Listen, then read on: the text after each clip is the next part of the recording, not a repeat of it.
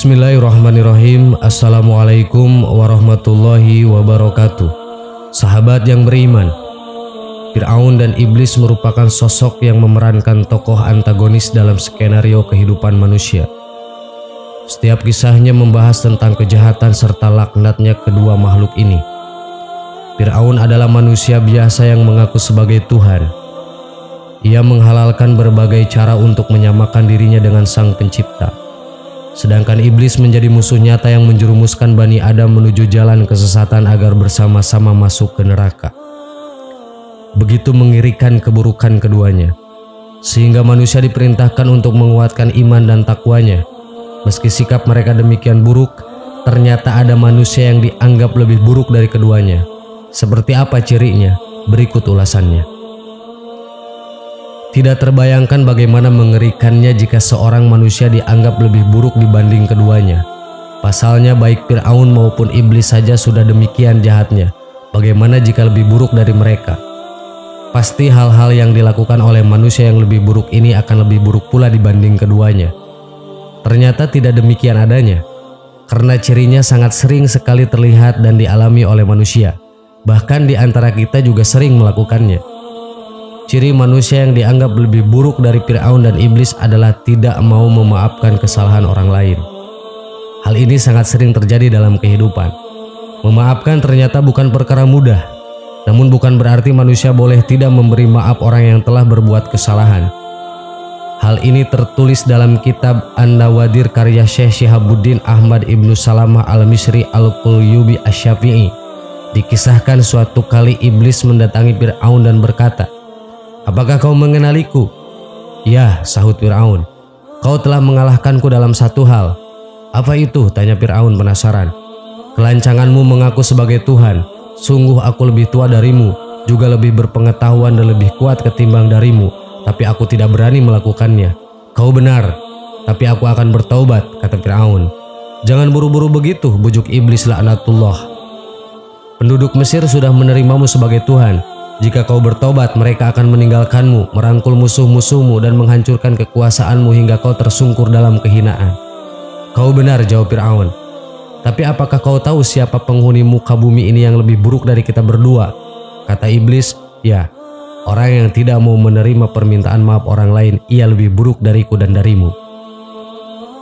Dari Abu Hurairah radhiyallahu an, Rasulullah SAW bersabda, "Barang siapa yang didatangi saudaranya yang hendak meminta maaf, hendaklah memaafkannya.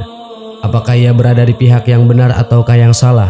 Apabila tidak melakukan hal tersebut atau memaafkan, niscaya tidak akan mendatangi telagaku di akhirat." Hadis riwayat Al-Hakim. Memang perkara memaafkan tidak semudah membalikan telapak tangan. Terlebih jika kesalahan yang dibuat demikian menyakitkannya hingga menjadi luka yang teramat pedih. Namun hal itu bukan menjadi alasan untuk seseorang tidak memaafkan kesalahan orang lain, karena ternyata Allah Subhanahu wa Ta'ala akan membalas pemberi maaf dengan hal yang begitu istimewa. Barang siapa memaafkan saat dia mampu membalas, maka Allah memberinya maaf pada hari kesulitan.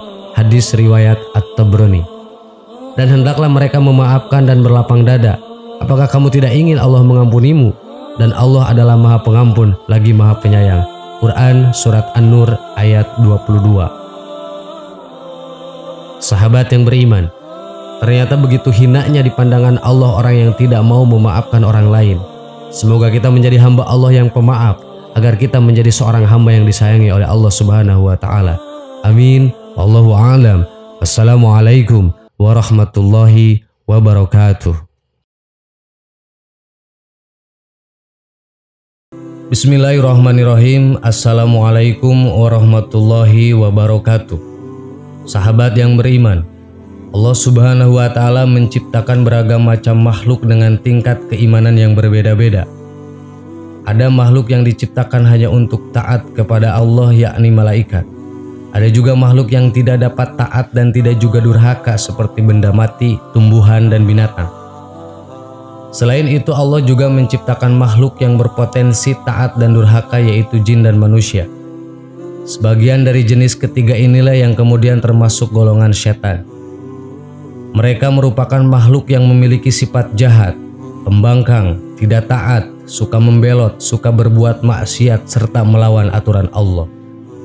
Jika demikian, Muncul pertanyaan awam, mengapa Allah menciptakan setan? Bukankah dunia akan lebih aman dan tentram tanpa kehadiran setan? Namun Allah Maha mengetahui segala sesuatu. Dia menciptakan setan ke muka bumi bukan tanpa alasan. Berikut ini adalah alasan Allah di balik penciptaan setan. 1. Tidak ada ciptaan Allah yang buruk. Seluruh ciptaannya selalu yang terbaik. Tidak ada yang keluar dari Allah kecuali yang terindah, termasuk ciptaan Allah yang bernama setan. Setan pada awalnya adalah ciptaan Allah yang indah sama seperti ciptaan lainnya. Ia rajin beribadah selama ribuan tahun. Akan tetapi setelah terciptanya Adam, ia tampak sombong dan berpaling. Karena itulah ia pun menjadi makhluk terkutuk karena perbuatannya bukan asal penciptaannya. Sesuai dengan sabda Imam Ali, setan selama 6.000 tahun telah beribadah kepada Allah Subhanahu wa Ta'ala, dan tidak diketahui apakah dengan hitungan tahun dunia ataukah tahun akhirat. Sehari akhirat sama dengan 1000 tahun dunia. 2. Allah menciptakan jin dan manusia untuk beribadah. Penciptaan manusia dan jin bertujuan untuk selalu beribadah dan taat kepada Allah Ta'ala. Oleh sebab itulah dijadikan dunia ini sebagai tempat ujian. Ada perintah yang dibaliknya ada pahala dan ada larangan yang dibaliknya terdapat ancaman dosa. Dalam proses melaksanakan ibadah dan mendekatkan diri kepada Allah Subhanahu wa Ta'ala, di saat itulah setan beraksi untuk menggodanya. Manusia dan seluruh makhluk yang diberi kemampuan untuk taat dan kemampuan untuk berbuat maksiat terhadap Allah Subhanahu wa Ta'ala. Disinilah setan dan iblis mulai beraksi dengan mengajak manusia mengerjakan suatu hal yang dilarang agama. Sesungguhnya setan adalah musuh yang nyata bagi manusia dan harus dihindari. Barang siapa yang bisa menahan hawa nafsunya untuk tidak mengikuti setan, maka selamatlah dia. Dan sebaliknya, jika tergoda maka celakalah ia apabila tidak segera bertaubat. 3. Setan diberi kemampuan mengajak. Alasan ketiga di balik penciptaan setan adalah untuk mengajak manusia berbuat kemaksiatan. Setelah setan melanggar perintah Allah karena rasa irinya kepada Nabi Adam, maka Allah memberinya kemampuan untuk mengajak manusia bukan memaksanya. Mereka yang tertipu dengan rayuan setan maka akan ikut bersamanya. Akan tetapi Allah menurunkan para nabi untuk memberikan fitrah kepada manusia agar mencari kebenaran dan memberi akal sehat untuk ingat bahwa setan adalah musuh manusia. Adanya setan sebagai penggoda merupakan keniscayaan yang diakibatkan oleh kehendak Allah Subhanahu wa Ta'ala dalam menguji manusia.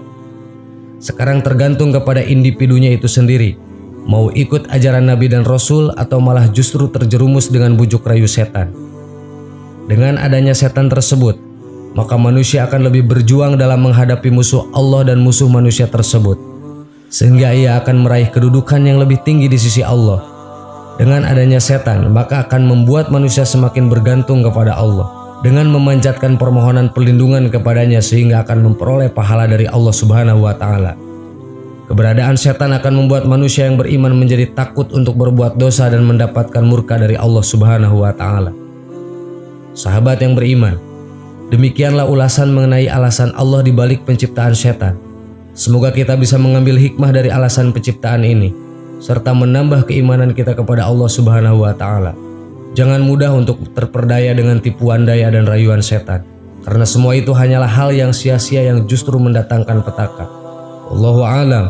Assalamualaikum warahmatullahi wabarakatuh.